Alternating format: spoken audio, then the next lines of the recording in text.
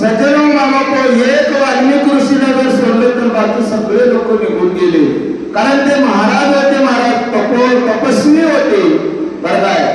त्यांचे गुरु असणारे महर्षी नारद मुनी होते माऊली. महर्षी नारद मुनीने उपदेश केलेला होता, कारण गुरु हे अखंड नामधारक होते आणि अखंड नामधारकाच्या मुखातून उपदेश झाला आणि मग टोमक्याला पान फुटल्यासारखी अवस्था वाल्मिक ऋषीची झाली. वाट पाड्या कोळीको नामे समृतो वाल्मिको. आणि म्हणून असणारा महर्षी नारद मुनी ज्यानं भगवान रामचंद्र प्रभू अवताराला येण्याच्या अगोदर 60,000 वर्षापूर्वी 100 कोटी रामायण लिहिलं, ते वाल्मिक ऋषी असणारे त्या ठिकाणी होते आणि त्यांना तिरकाळ ज्ञान प्राप्त झालेले होतं. कशामुळे झाले माऊली? तर केवळ नामामुळे. कारण नाम अमृत संजीवनी. नाम कसं आहे? नाम हे भगवंताचं अमृत संजीवनी आहे महाराज. आणि म्हणूनच म्हणलेले आहे अमृतावणी गोड नाम तुझे देवा. भगवान परमात्म्याचं नाव हे अमृतापेक्षा गोड आहे माऊली, बरं काय? आणि त्या नामाच्या बळावर वाल्मिक ऋषीला भूतकाळ, भविष्यकाळ आणि वर्तमान काळ या तिन्ही काळाचं ज्ञान होतं. त्यांना विश्वास होता की रामचंद्र प्रभूच्या हातून खर दूषण तिरस्कारा या दैत्यांचा वध होणार आहे. आपल्याला जागा सोडायची गरज आहे का? अजिबात नाही. हा पहिला मुद्दा आहे बरं काय?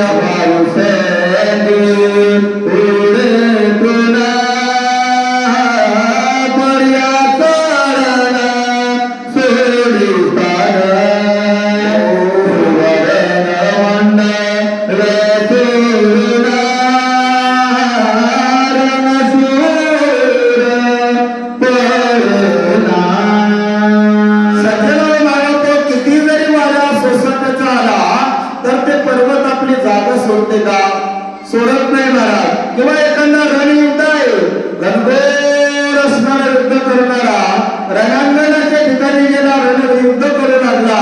किती जरी आपाप सैन्य आले तरी युद्ध असणारा पाठ घेऊन पळत नाही बरं काय? तशा प्रकारचं वाल्मिक ऋषी या ऋषी लोकांचं ऐकले पण जागा सोडले नाहीत माऊली, बरं काय? आणि म्हणूनच म्हणलेले आहे देव जावो आत्मारा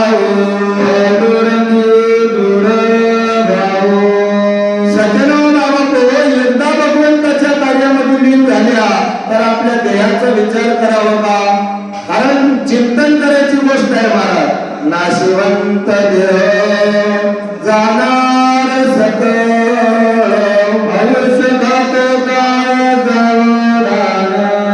आणि म्हणून सज्जन महाबापो हा देह असणारा नाशिवंत आहे, बरं काय? आणि याच्यावर काळ टपलेला आहे माऊली. आपलं आयुष्य असणारा तो त्या ठिकाणी संपवत आहे. आणि म्हणूनच म्हणलेले चिंतन करा देह काळाचे मानवाचे काय आहे. आणि म्हणून तुमचं आमचं काय आहे माऊली? काहीच नाही महाराज. मग काय करावं? आपुला तो एक देव करुणी घ्यावा. आणि म्हणूनच वाल्मिक ऋषीने देवाला आपल्यासारखं केलंय माऊली. आपुले सारखे करी तात्काळ नाही कारण. आणि अशा प्रकारची अवस्था त्या वाल्मिक ऋषीची झाली. म्हणून वाल्मिक ऋषीने कुठल्याही राक्षसाला न देता निधड्या छातीनं त्या ठिकाणी स्थिर झाले बरं काय? वाल्मिक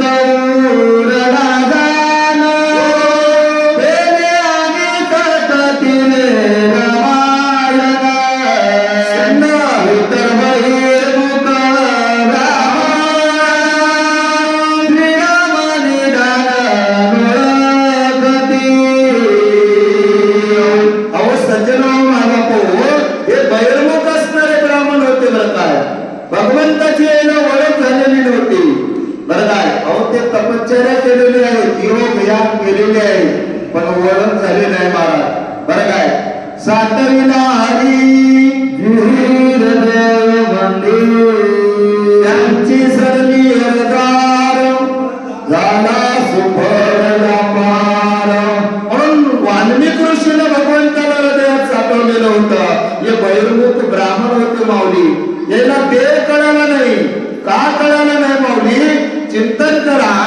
योग याग विधी येणे नोय सिद्धी मायाची उपाधी दंभ धर्म. या लोकांना योग याग विधी केले महाराज, परंतु अहंकार आला. दंभ धर्म, अहंकाराचा वारा न लागो राजसा. आणि म्हणून अशी अवस्था या लोकांची झाली माऊली. बरं काय, पण वाल्मिक ऋषीनं अवताराला भगवान परमात्मा येण्याच्या अगोदर 7,000 वर्षीयापूर्वी 100 कोटी रामायण लिहिलेलं होतं. ते केवळ नामाचं आणि संतांचं सामर्थ्य आहे. बरं का,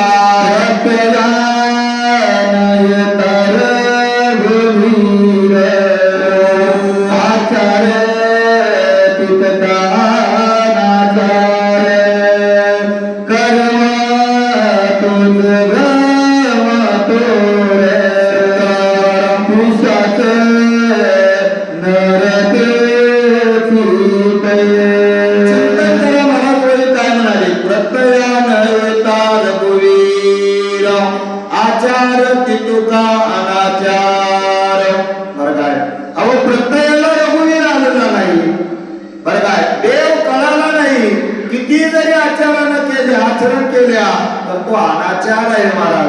बरं काय, आधी देव कळायला पाहिजे.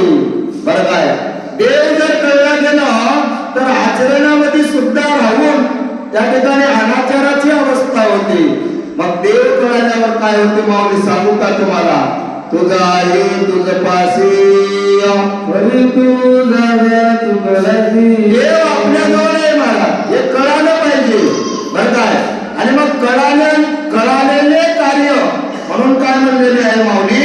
ज्ञानेवीन भक्ती भक्तिवीन मुक्ती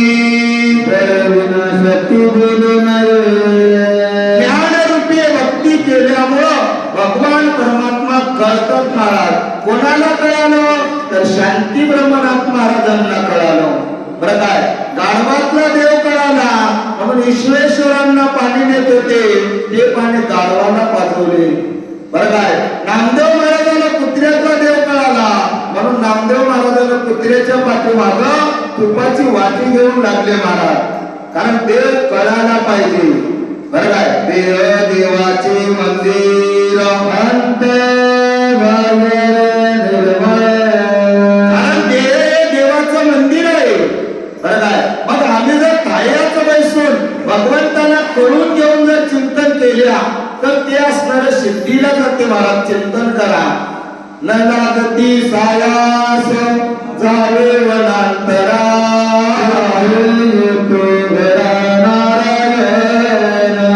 घरीच बसून आपण त्या देवाचं चिंतन करतात केव्हा? कळाल्यावर महाराज. बरं काय, तशा प्रकारचं जे कार्य चांगलं केल्या ते आचरण केले ते सुद्धा असणार पिशाचं होतं. बरं काय, जसं नाकाविन मोती अर्थाविन पोती. बरं काय, तशा प्रकारचं असणार अज्ञानरूपी भक्ती काही कामाची नसते. शुद्ध भक्ती झाल्यावर भगवान परमात्म्याची प्राप्ती होते. बरं काय,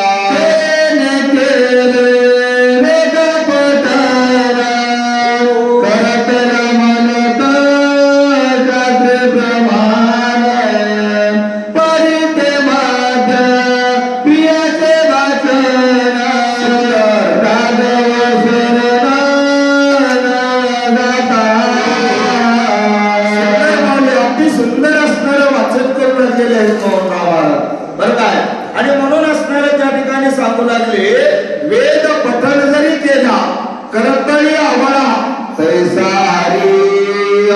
बरं काय, आणि त्याप्रमाणे जरी आम्ही वेदाचं पठण केल्या 4 वेद 6 शास्त्र 18 पुराण. बरं काय, मुखोद्गत जरी केल्या आणि राम कळाला नसला तर बरं काय करावं महाराज? भगवान परमात्मा आम्हाला कळाला नाही, आम्ही शास्त्र मुखोद्गत करायला पण भगवान परमात्म्याची ओळख झाली नाही. बरं काय, मग हे सगळं काय होईल? तर वाया जाईल महाराज. बरं काय, आणि म्हणून काय करावं तर या बहिर्मुख ब्राह्मणेला कळालं नाही माऊली. कारण याच्याकडे अभिमान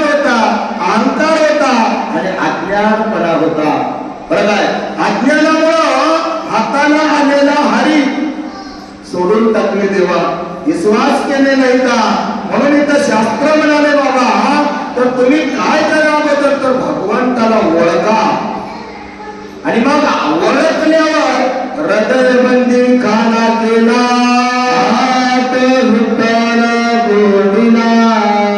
सज्जनो, भगवान परमात्म्याची ओळख झाल्यावर त्या भगवंताला हृदयामध्ये कोणता येते माऊली? उदाहरण घ्या सावतामाळी, उदाहरण घ्या मारुती राया, बरं काय? आणि म्हणून तुम्ही आम्ही काय केलं पाहिजे तर त्या भगवंताला ओळखलं पाहिजे, आणि ओळख घेऊन भक्ती केलेले ते सिद्धीला जाते, आणि त्या भगवान परमात्म्याची कृपा होते, आणि मग सहज असणार चारी मुक्ती प्राप्त होते. परम सौंदर्य लावण्यकाने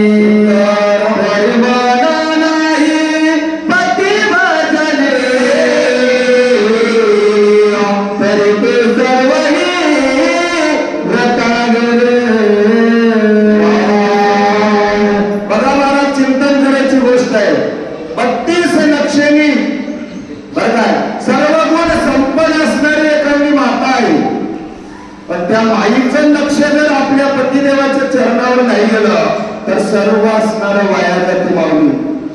पतिव्रता मातेचा धर्म काय आहे? पतिदेवाची सेवा ही ईश्वर सेवा आहे माईसाठी. आपल्या पतिदेवाच्या चरणाची सेवा करणं त्या पतिव्रता मातेचे आद्य कर्तव्य आहे.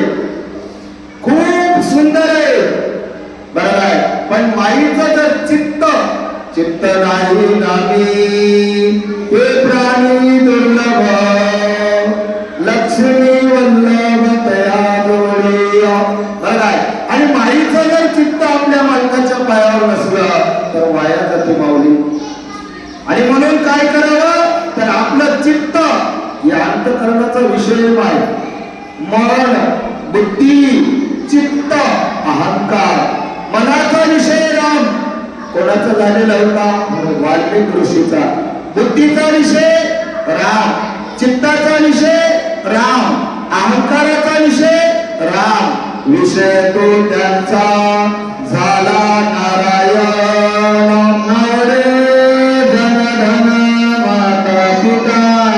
आणि म्हणून त्या सौंदर्याला महत्व नाही माऊली. माणूस किती मोठा आहे, किती धनवान आहे, किती नाकाडोळ्यात सरळ आहे याला महत्व नाही, त्याचं मन किती शुद्ध आहे याला महत्व आहे. महाराज ज्ञानेश्वरी मध्ये एक ओळी आहे माऊली, अंतु बाहेरू चोकाळू सूर्य जैसा उजाळू, तत्वारतीचा पायाळू देखना जैसा. बरं काय? सूर्य आतूनही निर्मळ आहे आणि बाहेरूनही निर्मळ आहे. तशा प्रकारची अवस्था वाल्मिक ऋषीची होती. म्हणून तुम्हा आम्हाला कवी ग्रंथ करते श्रीधर स्वामी विनंती करून म्हणाले, तर मायबाप मन, बुद्धी, चित्त, अहंकाराचा विषय भगवान परमात्म्याचा झाला पाहिजे, आणि त्या भगवंताला ओळखलं पाहिजे. या ठिकाणी सांगू लागले,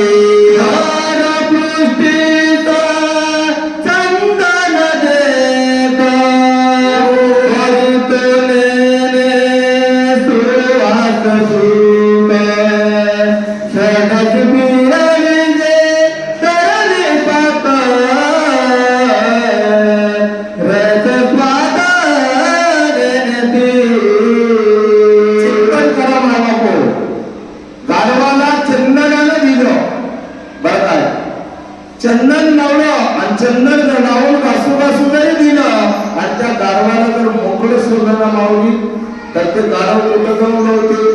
उखंड्यावर होते. बरं काय? वाईट वर्तीच्या माणसाला किती जरी ज्ञान सांगलं तर ते असणारं बाजूला गेल्याशिवाय राहत नाही. बरं काय? तशा प्रकारचं काय केलं पाहिजे तर हे बहिर्मुख जे ब्राह्मण आहेत त्याला उदाहरण दिलेले आहे माऊली. बरं काय? कवी ग्रंथ करते कोणाला सोडलेले आहे माऊली. ते ब्राह्मण कुळात असून सुद्धा बरं काय त्या कुळामध्ये जन्माला येऊन सुद्धा त्यांना गाढव हा शब्द वापरलेला आहे. तुम्ही आम्ही चिंतन करायची गोष्ट आहे मला. बरं काय? आणि म्हणून असताना त्या ठिकाणी हे रामकथा अतिशय रसाळ आणि गोड कथा आहे. मग ही रामकथा आचरणात आणायची आहे महाराज. कानाला ऐकावं, हृदयामध्ये साठवावं बरं काय, आणि साठवून श्रवण मनन ध्यास निज ध्यास लागला पाहिजे बरं काय. अशा प्रकारची ही गोड कथा आहे. काय म्हणते बोला,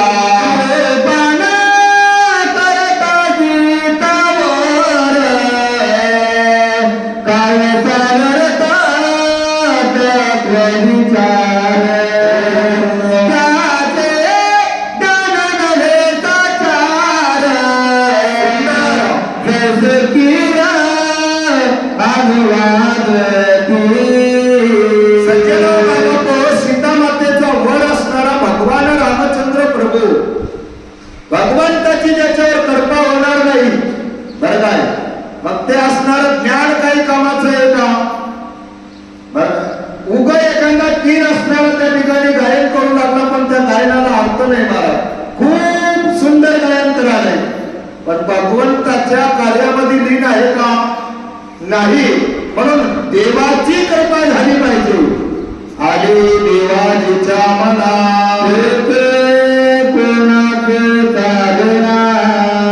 आणि म्हणून चिंतन करायचा विषय महाराज. भगवंताची कृपा कधी होते, दोन गोष्टी आहेत महाराज. एक संत मंडळी बरं काय, संतांचे अंग लगे पापांते जिनले गंगे. कारण संताचा स्पर्श झाला पवित्रता होती. संत चरण रज लागता सज वासनेचे बीज जळून जाय. आणि संताचा स्पर्श झाला, संताची संगत झाली बरं काय.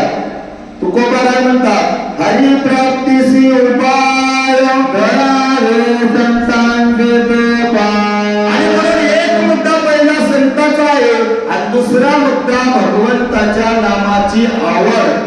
आवडीने भावे हरिनाम घोषी चिंता त्यागी सर्व. म्हणून भगवान परमात्म्याच्या नावावर विश्वास ठेवावा, आणि विश्वासानं त्या ठिकाणी आपण त्या भगवंताच्या नामात तल्लीन असलं पाहिजे. का तल्लीन राहावं, नामाच्या चिंतने हे नामाचं सामर्थ्य आहे महाराज. नामाचं कीर्तन साधन पाय सोपे जगातील पापे जन्मांतरची. तुम्ही आम्ही काय करावं तर त्या भगवंतावर विश्वास करावा, संतावर विश्वास करावा. कानुनिया भार राहिलो निश्चंती संती. आणि असा जर विचार तुमच्या आमच्यामध्ये आला तर देव असणारा आपल्या हृदयातला ओळखता येते. म्हणून अशा पद्धतीने सांगू लागले. आता 2 वया राहिले. या ठिकाणचे आमचे हरिभक्त पारायण बालाजी पाटील वाचक हे येऊन सेवा करतील. खरखरच रामचंद्र